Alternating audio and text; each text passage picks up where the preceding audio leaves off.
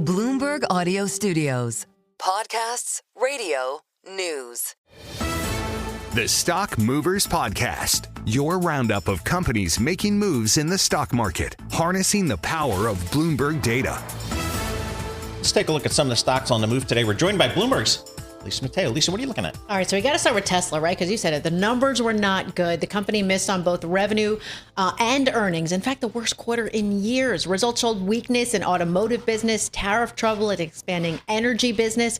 But the thing is that Elon Musk told investors what they wanted to hear. He said he's going to pull back from his role in DOGE in May significantly and focus more on Tesla, which is what they wanted. He said his work establishing the group is, quote, mostly done.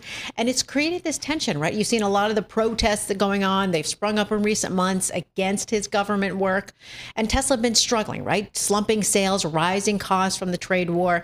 But he tried to reassure investors. And this is something interesting he said. He said, at Tesla, we've gone through many a crisis over the years. This is not one of those times. And because of all this, he said, the shares have been up more, as much as 6% since after the open. What about Boeing? I feel like this company just can't catch a break. Are they showing signs of stability? Yes. Yeah. And their shares up as much as 6% since the open. First quarter results, good news, topped estimates, smaller than expected adjusted loss per share.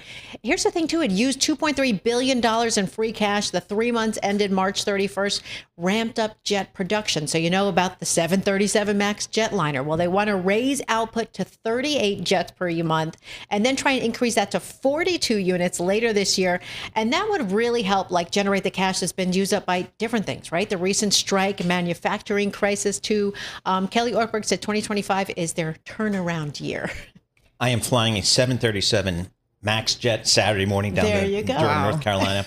So I'll do my part there. But I mean, they need to get that production up. And sure. I quote George Ferguson at Bloomberg Intelligence. He says they're on the right track, but ideally they need to be in the 50 plane range in terms of monthly production. So they're getting there. So I guess that's right. And the cash burn, that free cash flow, negative free cash flow came in better than expected for the quarter. So that's, I guess, some good news for that stock.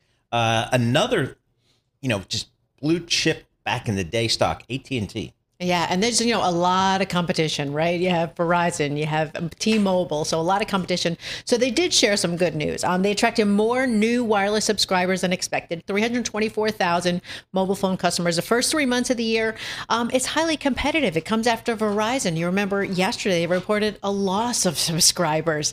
And the thing is, consumers, they're a little bit more price conscious, right? We're holding on to our phones a little bit longer. They've rolled out fresh promotions. You've probably seen a lot of the promotions lately.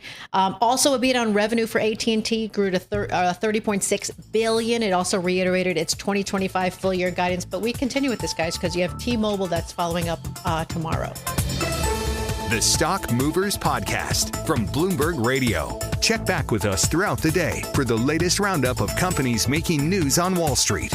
And for the latest market-moving headlines, listen to Bloomberg Radio live. Catch us on YouTube, Bloomberg.com, and on Apple CarPlay and Android Auto with the Bloomberg Business app.